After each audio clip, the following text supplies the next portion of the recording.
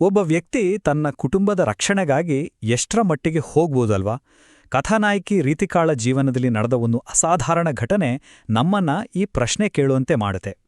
ಕೆಲವೊಮ್ಮೆ ಕುಟುಂಬವನ್ನ ಉಳಿಸ್ಕೊಳ್ಳೋಕೆ ವೈಯಕ್ತಿಕ ಸಂತೋಷ ಹಾಗೂ ಸಾಮಾಜಿಕ ನಿಯಮಗಳನ್ನ ಬದಿಗೊತ್ತಬೇಕಾಗ್ತದೆ ಅನ್ನೋದು ಕೇವಲ ಒಂದು ವಾಕ್ಯವಲ್ಲ, ಇಂದಿನ ನಮ್ಮ ಈ ಮೂಲ ಕಥೆಯ ಕೇಂದ್ರ ಬಿಂದು ಕೂಡ ಹೌದು.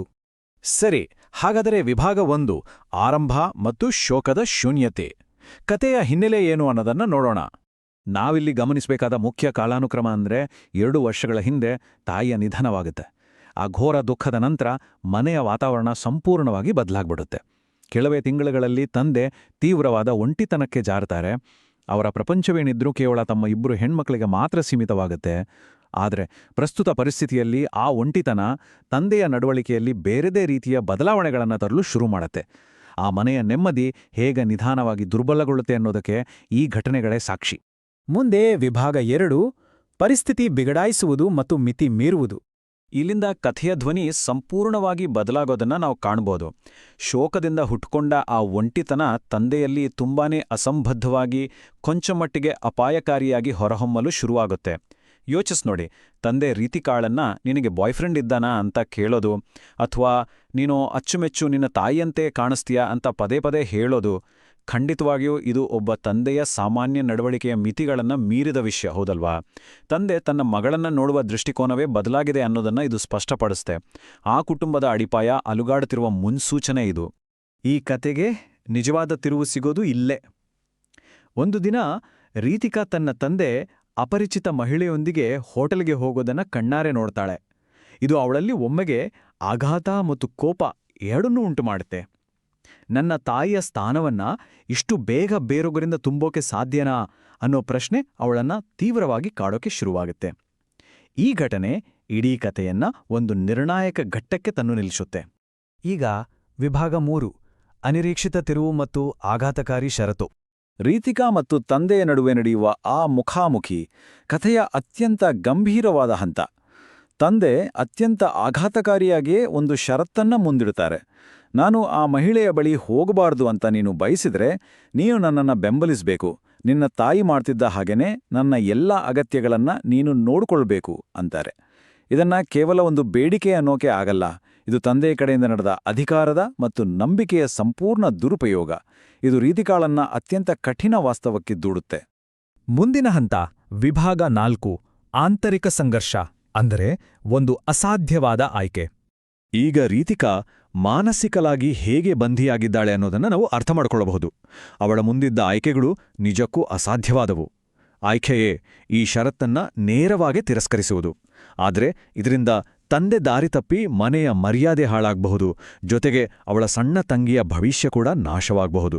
ಇನ್ನೊಂದೆಡೆ ಆಯ್ಕೆ ಬಿ, ಮನೆಯ ಗುಟ್ಟನ್ನ ರಕ್ಷಿಸಲು ಆ ಅಸ್ವಾಭಾವಿಕ ಷರತ್ತನ್ನ ಒಪ್ಪಿಕೊಳ್ಳುವುದು. ಇಲ್ಲಿ ರೀತಿಕಾಳ ಆಂತರಿಕ ಸಂಘರ್ಷ ಸ್ಪಷ್ಟವಾಗಿದೆ. ಅವಳ ಏಕೈಕ ಉದ್ದೇಶ ತನ್ನ ಸಣ್ಣ ತಂಗಿಯನ್ನ ಹಾಗೂ ಅವಳ ಭವಿಷ್ಯವನ್ನ ರಕ್ಷಿಸುವುದು ಮಾತ್ರ.